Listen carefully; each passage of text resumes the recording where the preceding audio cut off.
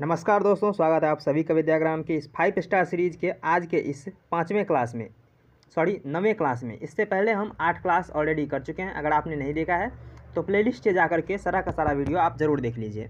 इसमें हम करने वाले हैं 5 क्वेश्चन जो कि 5 बार से ज़्यादा रिपीट हो चुका है, यानी कि मोस्ट इंपॉर्टेंट क्वेश्चन है। ये मोस्ट रिपीटेड क्वेश्चन भी है क्योंकि रेलवे एग्जाम में बार बार ये पूछा जा चुका है और आगे भी पूछा जाएगा। इसलिए आने वाले एग्जाम में आपको ये बहुत ही ज़्यादा हेल्पफुल साबित होने वाला है। ठीक है, इसमें हम 5 क्वेश्चन करेंगे 5 मिनट में, और वो भी 5 से ज़्यादा बार रिपीटेड। ठीक है, तो चलिए शुरू करते हैं। ये क्वेश्चन था कल के क्लास का। पादप में जल तथा मिनरल्स का परिवहन कौन करता है? तो इसका सही आंसर है जाइलम। जाइलम जो है वो जल और मिनरल्स खनिजों का परिवहन करता है, जो कि पौधों के जड़ से लेकर के उसके हर पत्ती तक पहुंचाता है। तो ध्यान रखने की ज़रूरत है, जल को ले जाएगा जाइलम, जल को ले जाता है जाइलम। और जब कहे कि फूड को कौन ले जाएगा, तो फूड को ले जाएगा फ्लोएम। जैसे कि फ से फूड, फ से फ्लोएम, उसी तरह ज से जल और ज से जाइलम याद रखने की ज़रूरत है। तो पादप में जल का परिवहन जाइलम करता है। ठीक है, चलिए, तो ये आज का पहला क्वेश्चन है कि स्कर्वी रोग, जिसके लक्षणों में मसूड़ों से खून आना शामिल है, उसे आहार में क्या शामिल करके रोका जा सकता है? ये मोस्ट इंपॉर्टेंट क्वेश्चन है, 3 बार रिपीट हो चुका है। यानी कि स्कर्वी रोग को रोकने के लिए हम किस चीज़ का उपयोग करते हैं? तो वह है विटामिन सी। यानी कि विटामिन सी का सेवन करके हम स्कर्वी रोग को रोक सकते हैं। विटामिन सी आंवला में, नींबू में, यानी कि खट्टे फल में विटामिन सी भरपूर मात्रा में होता है। इसलिए आंवला की खट्टे फल की आवश्यकता है, यानी कि विटामिन सी की आवश्यकता है स्कर्वी रोग को ठीक करने के लिए। ठीक है, चलिए नेक्स्ट क्वेश्चन।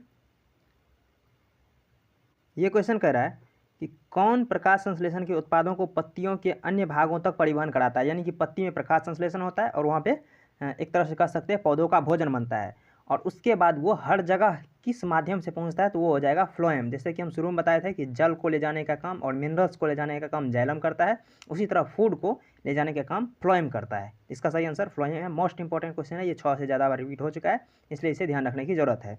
यानी कि प्रकाश संश्लेषण के द्वारा जो उत्पाद बनता है पत्तियों में, उनका पौधे के हर एक भाग में पहुंचाता है फ्लोएम। ठीक है, और ध्यान रखने की ज़रूरत है, फ्लोएम जो है 2 वे संरचना यानी कि परिवहन करता है। यानी कि एक बार अगर वो पत्ती से भोजन जड़ तक ले आता है, और अगर ज़रूरत पड़ती है तो जड़ से भी पत्ती तक भोजन को ले जा सकता है। लेकिन जो जाइलम होता है यानी कि जल वाला, वो एक ही काम करता है, यानी कि जड़ से सिर्फ ऊपर ले जा सकता है, नीचे नहीं ला सकता है। ठीक है, यह याद रखने की ज़रूरत है। चलिए नेक्स्ट क्वेश्चन। ये कह रहा है यीस्ट कोशिकाओं द्वारा अवायवीय किण्वन की भांति ऑक्सीजन की अनुपस्थिति में, यानी कि ऑक्सीजन ना हो तो, में पायरुवेट को किसमें परिवर्तित करता है? मोस्ट इंपॉर्टेंट क्वेश्चन है। तो देखिए, ये हो जाएगा इथेनॉल प्लस CO2 यानी कार्बन डाइऑक्साइड प्लस ऊर्जा। यानी कि बिना ऑक्सीजन के जो यानी कि शोषण होता है, उसमें एथेनॉल, कार्बन डाइऑक्साइड और ऊर्जा का निर्माण होता है। ठीक है, चलिए नेक्स्ट क्वेश्चन है, किस पादप हार्मोन की सांद्रता पौधों के शीर्ष पर सबसे अधिक, यहाँ पे सबसे अधिक, और जड़ों के नज़दीक पहुँचने पर घटती जाती है? यहाँ पे गलत टाइपिंग हो गया है, यानी कि घटती जाती है।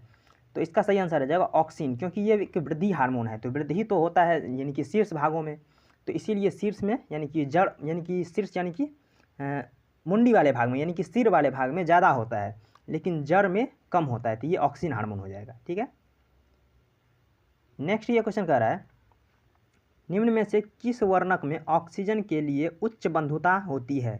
यानी कि हीमोग्लोबिन, बिलिरुबिन, मेलानिन और हीमोसाइनिन, ये सभी वर्णक है, पिगमेंट्स हैं। तो इनमें उच्च बंधुता होती है हीमोग्लोबिन की, जो कि हमारे रक्त में पाया जाता है। तभी तो ये ऑक्सीजन को जो है कैरी करता है हीमोग्लोबिन, यानी कि रक्त और सभी अंगों तक पहुँचाता है। मोस्ट इंपॉर्टेंट क्वेश्चन है, 3 से ज़्यादा बार रिपीट हो चुका है, इसलिए इसे ध्यान रखने की आवश्यकता है, और ये एग्जाम में यानी कि आ सकता है, कई बार आ चुका है। ठीक है, तो ये हीमोग्लोबिन हो जाएगा, जो कि ऑक्सीजन के साथ उच्च बंधुता रखता है। ठीक है, ये क्वेश्चन आपको कमेंट में इसका आंसर देना है कि कोशिका में प्रोटीन का निर्माण कौन करता है? कोशिका के अंदर प्रोटीन का निर्माण कौन करता है, इसका आपको आंसर कमेंट में देना है। ठीक है, मिलते हैं नेक्स्ट वीडियो में, तब तक के लिए धन्यवाद, जय हिंद।